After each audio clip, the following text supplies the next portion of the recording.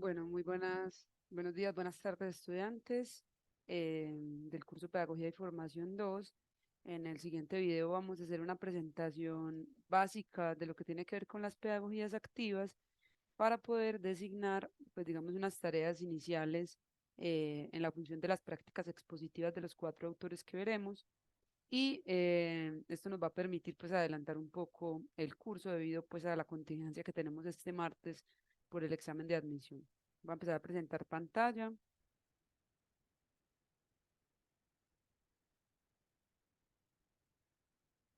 Muy bien. Aquí vamos a mirar entonces lo que son las pedagogías activas.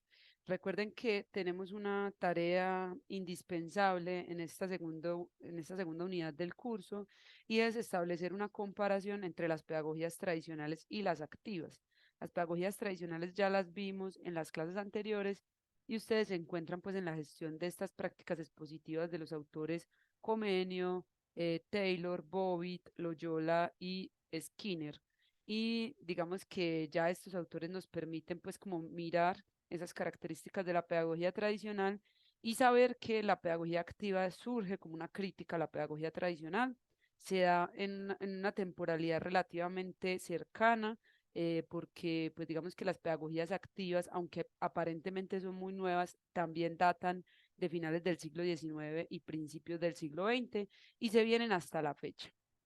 Y normalmente vamos a encontrar que en las diferentes escuelas públicas y privadas no vamos a encontrar una pureza eh, de ningún modelo educativo. En este caso, ya no encontramos una pedagogía tradicional pura y dura, sino que algunos elementos de las pedagogías activas ingresan al sistema educativo tradicional y hacen, pues, digamos, como una hibridación de lo que es la práctica educativa. Pero hoy vamos a mirar en sí mismas las pedagogías activas, pues como qué características tienen. Primero, entonces, recordemos características de pedagogía tradicional. En este caso, les sugiero que tengan unas notas en las que ustedes vayan apoyando algunos elementos de las pedagogías tradicionales, pedagogías activas, beneficios de las tradicionales, beneficios de las activas y posteriormente, ahí sí, pues digamos algunas críticas a ambos modelos, porque esto nos va a permitir encarar de mejor manera lo que va a ser el debate, que va a ser nuestra actividad de cierre del curso. Vamos a mirar entonces algunas características de la pedagogía tradicional, porque esas características dieron origen a lo que son las pedagogías activas.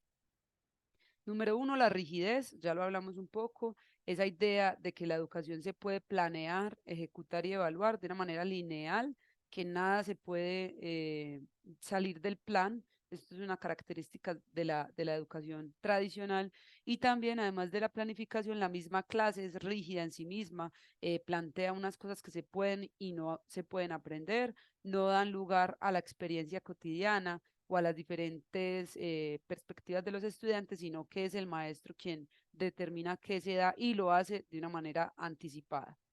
Número dos, transmisionista, es decir, hay un sujeto de poder y saber que es el maestro que tiene el conocimiento y lo transmite directamente a los estudiantes.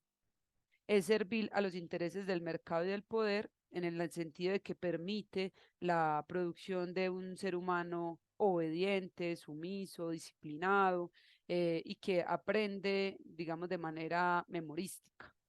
Coarta el pensamiento, ya lo veíamos en la clase pasada en lo que tiene que ver con la flor y la idea de que hay un solo tipo de flor, que hay un solo tipo de árbol, de casa y demás. No nos permite la apertura pues como del pensamiento, ni estimula la creatividad. En este caso, todo lo contrario, limita la creatividad. Concibe al niño o a la niña como un sujeto sin luz, como un sujeto que no sabe, que es un contenedor vacío que debe ser llenado. Y por último, los estudiantes precisamente son contenedores vacíos que se deben llenar con conocimientos que es el maestro quien los trae. Estas digamos que son unas críticas fuertes a la escuela tradicional y de aquí surge toda la idea de la pedagogía activa. Empecemos entonces con el punto de partida de la ruptura, de la bifurcación entre la pedagogía activa y la pedagogía tradicional, que es la pregunta por quién debería ser el centro del proceso de enseñanza-aprendizaje. En la lógica de la pedagogía tradicional es el maestro quien es el centro del proceso de enseñanza y aprendizaje, es quien sabe, quien transmite y quien controla todos los ritmos de la clase. Y en el caso de la pedagogía activa, lo que pasa es una mudanza al lado contrario, ¿cierto? Diciendo que es el niño o la niña el, digamos, el centro del proceso de enseñanza y aprendizaje y que tendrán que ser sus saberes, sus inquietudes, sus intereses y sus ritmos los que marquen la lógica educativa. Por lo tanto, pues aquí miramos una diferencia inicial entre pedagogía tradicional activa, es la característica principal. En una, el centro es el maestro y en la otra, el centro es el estudiante. Miremos entonces qué son las pedagogías activas. Las podemos denominar como todas esas que favorecen un aprendizaje que se basa en observación, experimentación y donde el niño o la niña adquiere su propio aprendizaje en un ambiente preparado con unos recursos necesarios. En este caso, miramos una gran distancia entre la pedagogía activa y la tradicional. En la pedagogía tradicional no hay una vinculación a la experimentación, más bien es a una memorización o un aprendizaje que es secuencial, controlado, rígido, y en este caso es todo lo contrario. La observación y la experimentación toman todo el centro en el proceso de aprendizaje y es el niño o la niña quien adquiere su propio aprendizaje. Por esto decíamos que el niño o la niña es el sujeto centro del proceso de enseñanza-aprendizaje y el maestro, vamos a empezar a mirar cómo el maestro se empieza a convertir en un fabricador de ambientes preparados con unos insumos que permiten que el niño o la niña adquiera su propio aprendizaje. Esto es una ruptura supremamente fuerte en lo que tiene que ver al ser maestro y ahorita vamos a mirar por qué esto se convierte en una crítica a la pedagogía tradicional. En la pedagogía activa, precisamente el profesor rompe su rol y deja de ser un maestro y se convierte en un acompañante o en un facilitador del proceso de aprendizaje. Es la persona que facilita, observa y despierta el interés de los niños y las niñas. Esta es una crítica bastante grande que hay sobre la pedagogía activa, en el sentido de que desaparece el rol del maestro y uno podría pensar que cualquier persona podría ser maestro si sabe ambientar, si sabe facilitar y crear los recursos necesarios para que el niño o la niña aprenda, pues entonces cualquiera podría ser maestro. Esta es una crítica bastante fuerte a la pedagogía tradicional, activa, porque precisamente le quita el lugar de maestro al docente y le quita el lugar de sujeto portador de saber. Y esto es una cosa pues bien compleja de esta corriente pedagógica. Anotamos aquí entonces algunas diferencias entre la pedagogía activa con la tradicional. La primera es el rol y la autoridad docente, mientras que en la pedagogía tradicional el maestro tiene el poder y el saber, en la pedagogía activa el poder y el saber lo guarda el estudiante. Se aprende y se enseña aquello que el estudiante quiere aprender y la autoridad, pues digamos, se pone completamente en cuestión porque se rompen algunas lógicas de que el maestro es quien sabe y el estudiante quien no sabe. Lo segundo es el modo para adquirir el aprendizaje. En el lado tradicional estaríamos hablando de un modo rígido transmisionista y en el lado de la pedagogía activa estaríamos hablando de un aprendizaje a través de la observación, la experimentación y la socialización, que es una situación bastante diferente con la pedagogía activa, tradicional y el rol y la centralidad del estudiante. Igualmente, en la pedagogía tradicional vemos un rol pasivo del estudiante y en la pedagogía activa vemos un rol activo del estudiante y esto hace pues una fuerza bastante grande y tensiona estas dos maneras de llegar al aprendizaje. Miremos entonces algunos de los orígenes de las pedagogías activas. Como les decía al principio de esta presentación, estamos hablando de los finales del siglo XIX y principios del XX. Por lo tanto, pues digamos que pedagogías tradicionales y activas no tienen una diferencia tan grande de temporalidad. Y ya después empiezan a coger mucha fuerza, pues en la actualidad también las pedagogías activas, viendo una gran cantidad de colegios alternativos en los que se enseña a través de sus valores de la pedagogía activa. Se puede rastrear entonces algunos pensadores europeos como María Montessori, Friedrich Froebel y Celestine Freinet, que buscaron promover esa idea de la escuela activa. Y esa actividad pues tiene que ver con la experimentación y la participación activa y eficiente del estudiantado y que rompiera con esas formas tradicionales en las que el aprendizaje se daba de memoria, sin experimentación y sin vinculación con el entorno. Principios de las pedagogías activas, ¿cierto? Entendidos de manera integral, esto no es segmentado, se supone que todos estos principios, digamos que entran en juego en la formación y en la idea de este modelo pedagógico. Primero, el niño es el centro del proceso de aprendizaje, del proceso de aprendizaje, que debe ser activo y significativo. Y esta es una diferencia absoluta con la pedagogía tradicional, en donde el centro es el maestro. Número dos, la educación tiene en cuenta todas las dimensiones del ser, lo corporal, lo cognitivo, lo espiritual, lo social, lo comunicativo, lo estético, lo emocional y lo ético.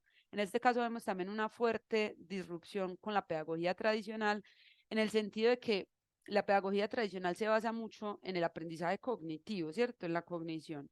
Mientras que aquí nos están diciendo, no, es que a través de lo corporal también se aprende, a través de lo espiritual, lo social, lo comunicativo, bueno, estos elementos, digamos, que harían que la pedagogía activa tuviera una funcionalidad más integral, que lograra entrar en esas diferentes dimensiones del ser humano.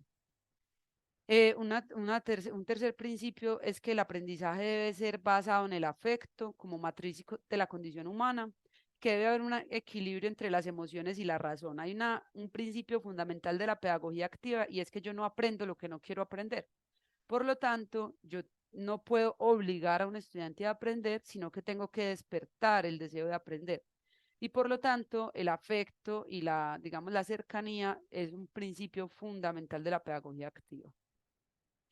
Un cuarto principio sería la experiencia natural, la naturaleza como el gran maestro, como el lugar que nos posibilita la exploración y la comprensión del mundo de forma natural y a su ritmo. En este caso, en las pedagogías activas ya no nos sirve el espacio cerrado del aula, el concreto, la silla, sino que nos sirve el entorno natural, la naturaleza, los árboles, las aguas, como lugares para aprender diferentes fenómenos sociales, naturales, y pues experienciales en este caso. Entonces, en toda la idea de la pedagogía activa es súper importante la conexión con el ambiente natural. Por eso los colegios alternativos, los colegios de pedagogías activas normalmente se concentran en una idea campestre, hay bastante verde en sus lugares, hay lugares o nichos de aprendizaje en donde hay agua, tierra, vegetación, animales, porque pues digamos que esto hace parte del principio, pues digamos, de la pedagogía activa.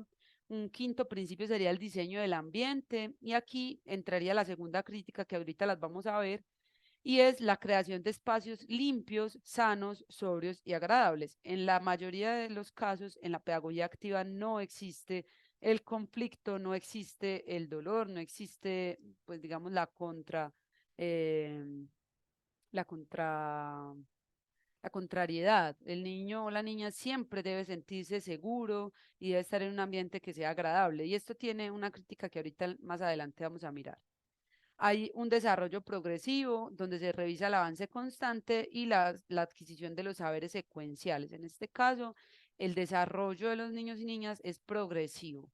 Y el progreso no siempre es lineal, como se piensa en la pedagogía tradicional, sino que en muchas ocasiones el progreso, pues digamos que permite el error y el acierto, que es una gran diferencia con la pedagogía tradicional.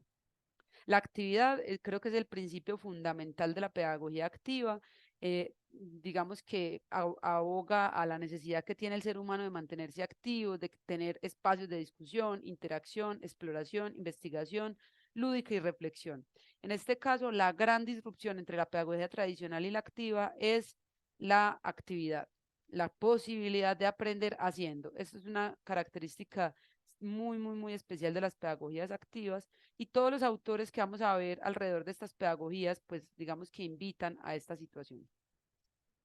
Por último, no, por último no, un nuevo principio sería el antiautoritarismo y el autogobierno, en el que se promueve la participación activa de los estudiantes en la toma de decisiones personales y colectivas y la construcción de acuerdos. En este caso, las normas no son tan rígidas como en la escuela tradicional, porque precisamente parten de la autogestión. No es que no haya normas, que es una confusión bastante recurrente en los estudiantes sobre estas pedagogías activas, no es que no haya normas, sino que las normas se hacen a través de acuerdos que se llegan a través de mecanismos de participación. En la escuela activa encontramos algunos elementos como el debate, la asamblea, los centros de discusión, los círculos de concertación y todos estos elementos son lugares de autogobierno, que es un asunto supremamente importante en la lógica de la pedagogía activa. Y finalmente la actividad lúdica como una manera de vivir la cotidianidad, sentir placer y conectarse con el mundo. Entonces vemos una gran diferencia con la pedagogía tradicional. Tenemos unos exponentes de la pedagogía activa. Aquí traemos unos que son como muy fuertes, pero hay otros exponentes más del hoy, más cercanos, pero estos son los que más nos interesan en este caso. Montessori, en el que su método se basa en la observación del niño y la capacidad del maestro para ofrecer materiales necesarios para el aprendizaje. Entonces, en este asunto, Montessori es una de las grandes exponentes del espacio ambientado, ¿cierto?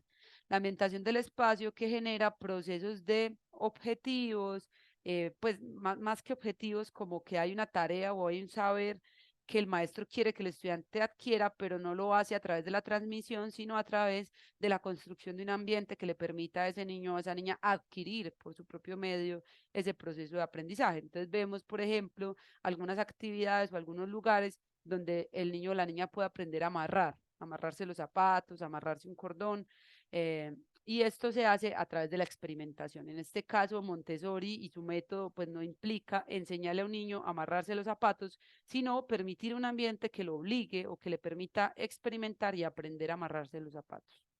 Waldorf tenemos el aprendizaje de esta pedagogía experimental a través de la vivencia y la práctica desde el movimiento. Este es bastante fuerte también, en el que el estudiante aprende a través de la experimentación. También hay un desarrollo pues como de objetivos, pero estos objetivos digamos que no tienen la misma lógica de la pedagogía tradicional, sino que va adquiriendo el niño un aprendizaje secuencial a través del logro de diferentes procesos que le permiten pues adquirir el saber.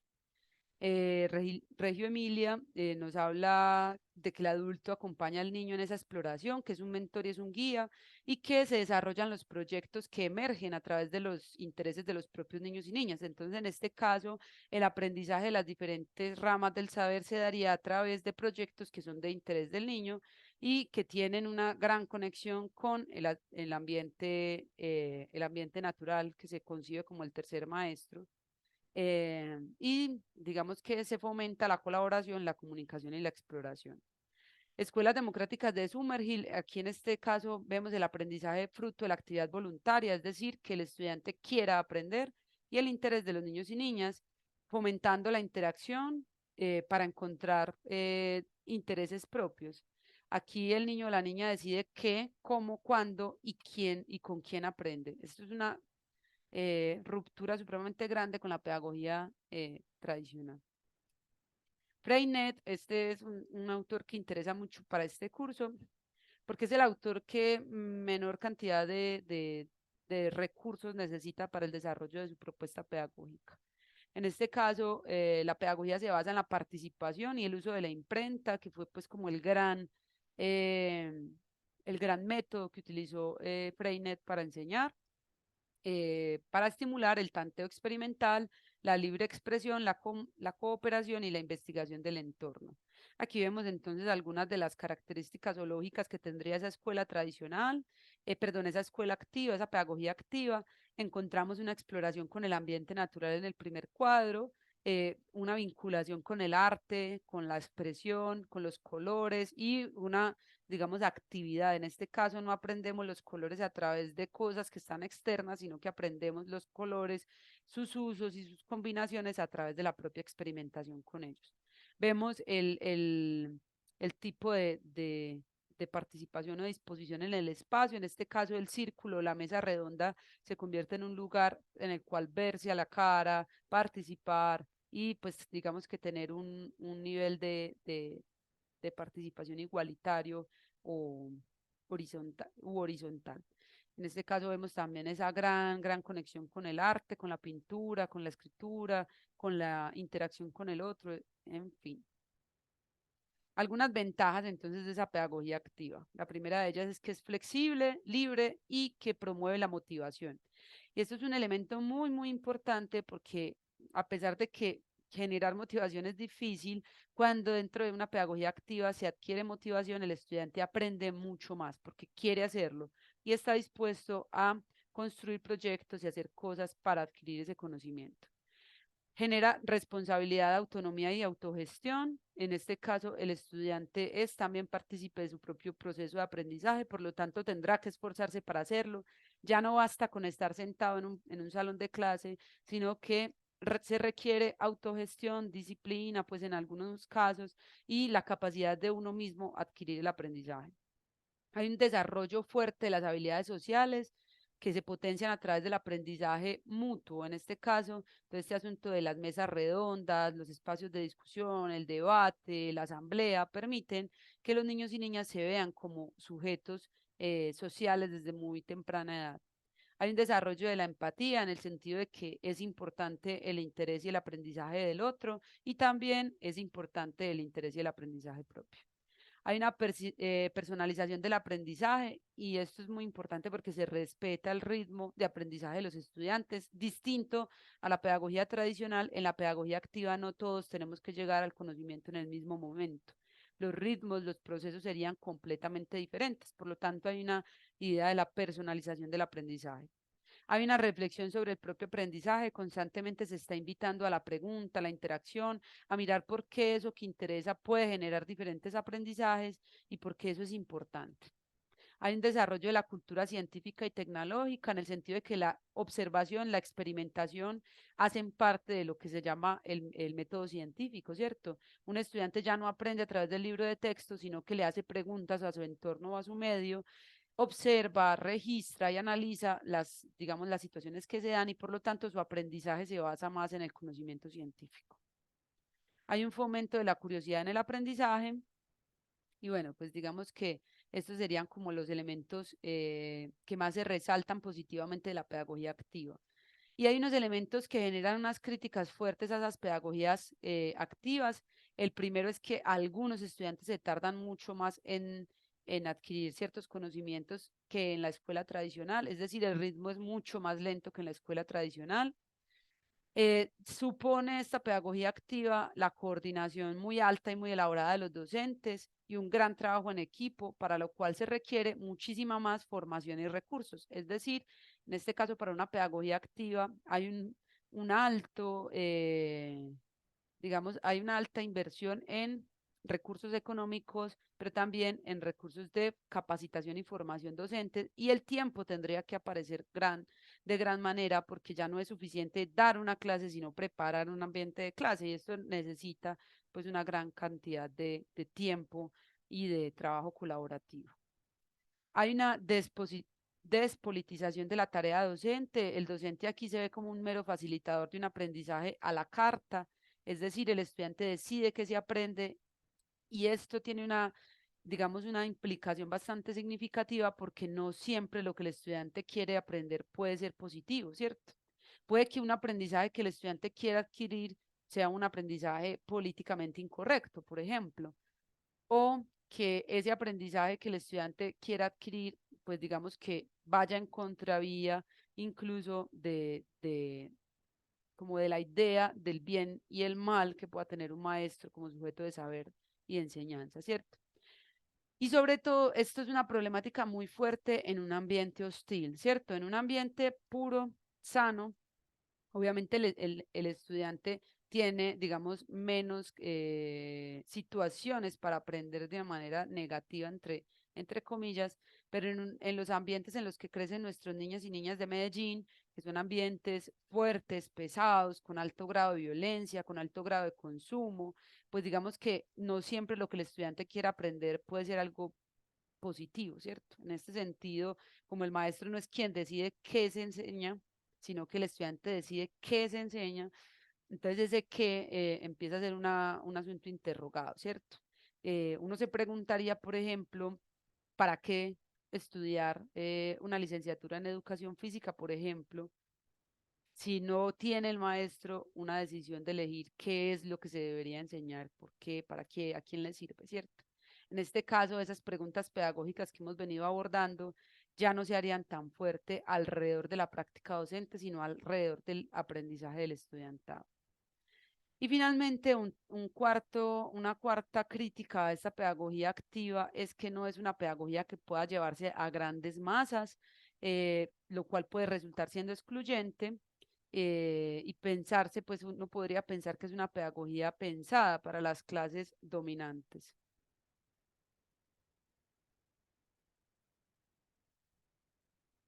Vamos a tener entonces cuatro referentes de las pedagogías activas. Vamos a mirar a estos cuatro exponentes de la pedagogía activa: John Dewey, María Montessori, Celestine Freinet y Rudolf Steiner.